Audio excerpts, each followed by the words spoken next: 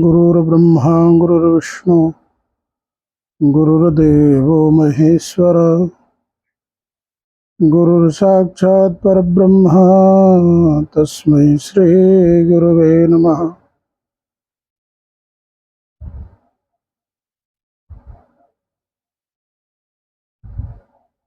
भगवान गुरुदेव की कृपा से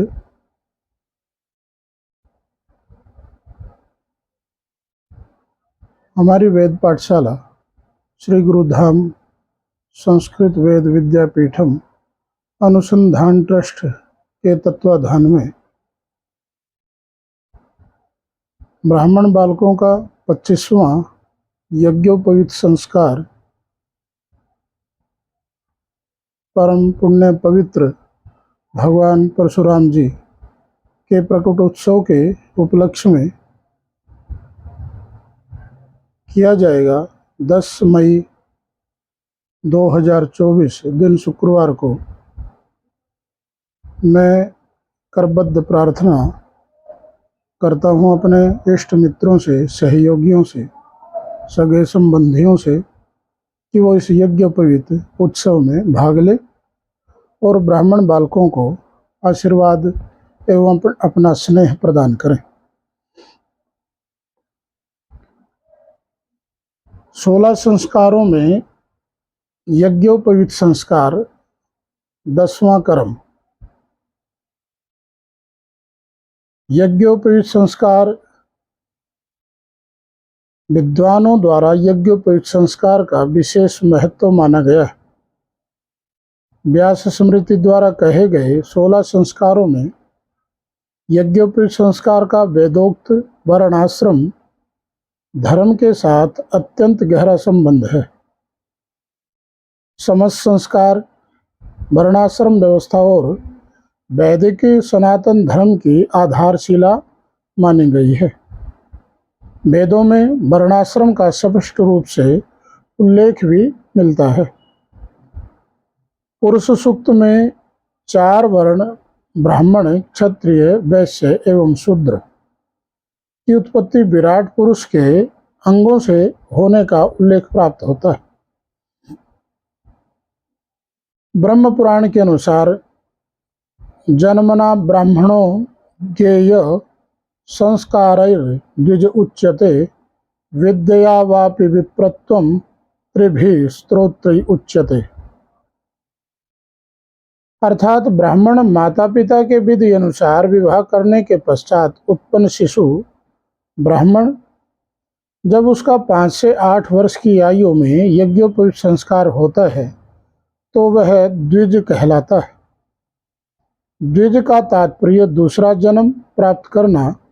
इसी अवस्था में वह वेदों का अध्ययन तथा यज्ञ आदि धार्मिक कार्य करने का अधिकारी हो जाता है। जब वह वेदों का ज्ञान प्राप्त कर लेता है तो विप्र तथा श्रोत्रिय कहलाता है।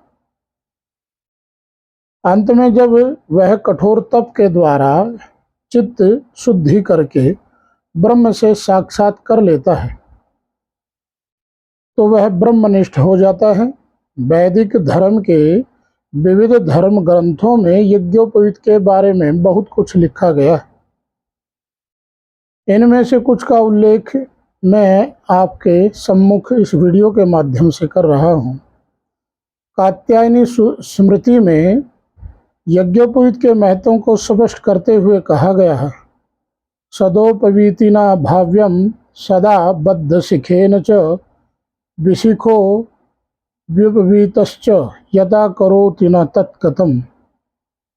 अर्थात यज्ञोपवीत हमेशा धारण किए रहना चाहिए तथा शिखा को ओमकार रूपिणी ग्रंथि से बांधे रखना चाहिए। जो व्यक्ति शिखा नहीं रखता तथा यज्ञोपवीत धारण नहीं करता उसके द्वारा किए गए समस्त धर्म कर्म निष्फल हो जाते हैं, उसका कोई पुण्य लाभ प्राप्त नहीं होता।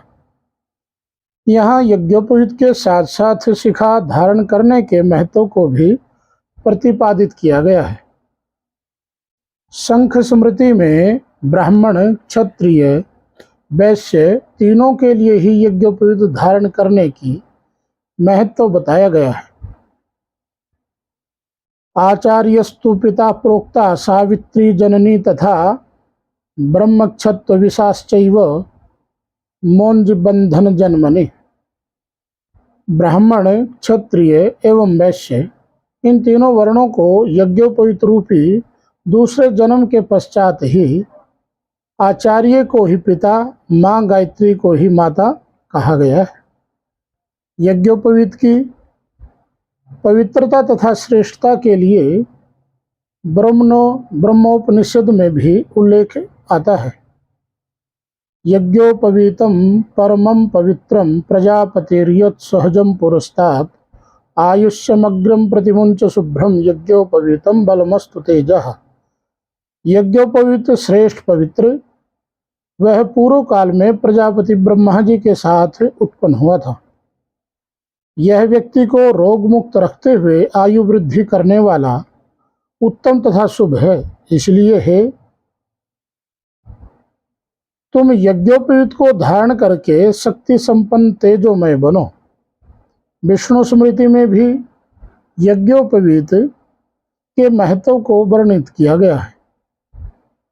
इसमें विशेष रूप से ब्राह्मण बालक के लिए यज्ञोपवीत का महत्व बताया गया।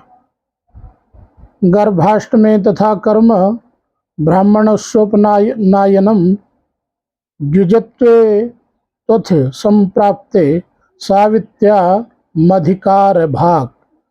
अर्थात ब्राह्मण बालक का गर्भ से 8वें वर्ष में यज्ञोपवीत संस्कार कराया जाना चाहिए, क्योंकि ब्रह्मत्व प्राप्त होने पर ही बालक गायत्री की उपासना करने का अधिकारी होता है।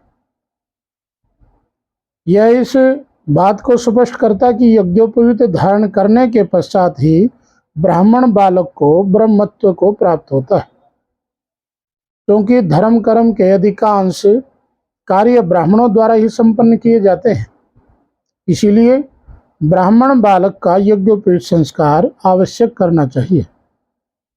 इस बारे में भगवान मनु का भी निर्देश है कि गर्भ में से 8वें वर्ष में बालक का यज्ञोपवीत संस्कार करना चाहिए।